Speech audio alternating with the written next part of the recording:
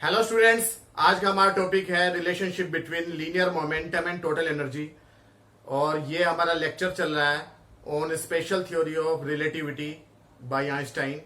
तो आप ये देखो, अगर आपके पास में एक एम नोट मास है और ये वी वेलोसिटी से मूव कर रहा है, वी वेलोसिटी बहुत ज्यादा हाई वेलोसिटी है जिसे हम लाइट की स्पीड से कंपेयर कर सकते हैं।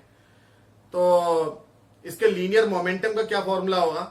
Linear momentum P will be equal to m naught upon under root 1 minus v square upon c square into v।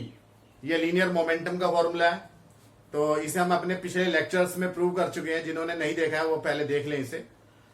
और टोटल एनर्जी का क्या फॉर्मूला होता है? आप ये देखो, काइनेटिक एनर्जी की बात नहीं कर रहे हम यहां पर, हम यहां टोटल एनर्जी की बात कर रहे हैं। टोटल एनर्जी जिसमें रेस्ट मास एनर्जी भी आती है वो होती है आपकी एम सी स्क्वायर, जहां एम क्या होता है? इसका मूविंग मास। जब ये हाई स्पीड गेन कर लेता है तो तब इसका मास जो होता है वो एम होता है, और एम की वैल्यू यही होती है जो ऐसे हमने ऊपर देखा हुआ है रिलेटिव मास के फॉर्मूले से, यानी कि m naught upon under root 1 minus we square upon c square. This is equation number 2। तो अब हमें लीनियर मोमेंटम और एनर्जी, टोटल एनर्जी जिसे ई से डिनोट करते हैं, दोनों में रिलेशनशिप फाइंड करनी है। तो चलिए एक टर्म की वैल्यू निकालते हैं, ई स्क्वायर माइनस पी स्क्वायर सी स्क्वायर। इसकी वैल्यू हम डिटरमाइन करके देखते हैं क्या आती है। ई की वैल्यू हम यहां से पुट करेंगे, तो एम नोट स्क्वायर सी की power 4 divided by 1 minus we square upon c square, minus p की वैल्यू यहां से रखेंगे यहां पर m naught square v square divided by 1 minus we square upon c square into c square. तो आप इन दोनों में से देखिए क्या कॉमन आ रहा है। एम नोट स्क्वायर कॉमन आ रहा है, सी स्क्वायर कॉमन आ रहा है, डिवाइड में 1 minus we square upon c square भी कॉमन आ रहा है। यहां से बचेगा आपका सी स्क्वायर और यहां से बचेगा माइनस में वी स्क्वायर। आप क्या करेंगे, सी स्क्वायर की मल्टीप्लाई इधर कर देंगे तो आपको मिल जाएगा m naught square C square into c square minus we square divided by c square minus we square divided by c square. तो आप ये देखिए, ये वाला जो सी स्क्वायर है सबसे नीचे वाला, ये घूम के ऊपर चला जाएगा और C square minus we square से C square minus we square cancel हो जाएगा। तो आपके पास में फॉर्मूला आ जाएगा E square minus P square C square is equal to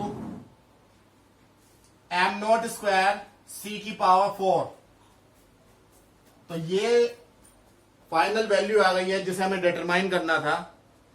तो आप ये देखिए कि ये रिलेशनशिप है between linear momentum P and total energy E। यहां पर जो C है वो स्पीड ऑफ लाइट है, और आप ये देखिए राइट हैंड साइड में क्या आ रहा है, ये एम नोट स्क्वायर सी की पावर 4। एम नोट क्या है? रेस्ट मास है, और रेस्ट मास जो होता है वो सभी फ्रेम ऑफ रेफरेंस के लिए सेम रहता है।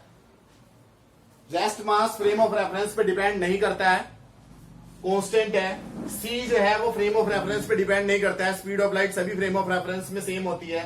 तो यानी कि एम नोट स्क्वायर सी की power 4 is a constant for all frame of references. तो इसका मतलब क्या है कि E square minus P square सी स्क्वायर जो लेफ्ट हैंड साइड है इस इक्वेशन की, वो भी कांस्टेंट होगी सभी फ्रेम ऑफ रेफरेंस के लिए। और फ्रेम ऑफ रेफरेंस आपको पता है कि हम देखने का नजरिया कहां से हम देख रहे हैं। हम अर्थ पे खड़े होकर इस मास को देख रहे हैं या किसी रॉकेट से देख रहे हैं, तो उसे हम फ्रेम ऑफ रेफरेंस कहते हैं। तो चाहे आप रेस्ट में किसी फ्रेम से देखें, यानी कि एक फ्रेम है एस जो रेस्ट में है, तब भी E square minus P square सी स्क्वायर की वैल्यू वही आएगी, जो कि एक मूविंग फ्रेम ऑफ रेफरेंस है जिसे हम जनरली एस डैश से डिनोट करते हैं। और ये वी वेलोसिटी से मूव कर रहा होता है या किसी और वेलोसिटी यू से मूव कर रहा होता है। तो इसके लिए भी E square minus P square सी स्क्वायर की वैल्यू सेम आएगी, यानी कि E square minus P square C square is a constant, और इसी को हम बोलते हैं लोरेंज इनवेरिएंट। इनवेरिएंट का मतलब इनकी वैल्यू चेंज नहीं होती है अगर हम फ्रेम ऑफ रेफरेंस को चेंज कर दें। तो ये एक ऐसा टर्म है ई स्क्वायर माइनस पी स्क्वायर सी स्क्वायर जो कि सभी फ्रेम ऑफ रेफरेंस के लिए सेम रहता है, इसलिए इसे हम लोरेंज इनवेरिएंट कहते हैं। तो उम्मीद है आपको समझ में आया होगा, और पिछले लेक्चर्स को भी आप देखते रहिए, नोट्स बनाते रहिए, अगले लेक्चर में मिलते हैं। Thank you.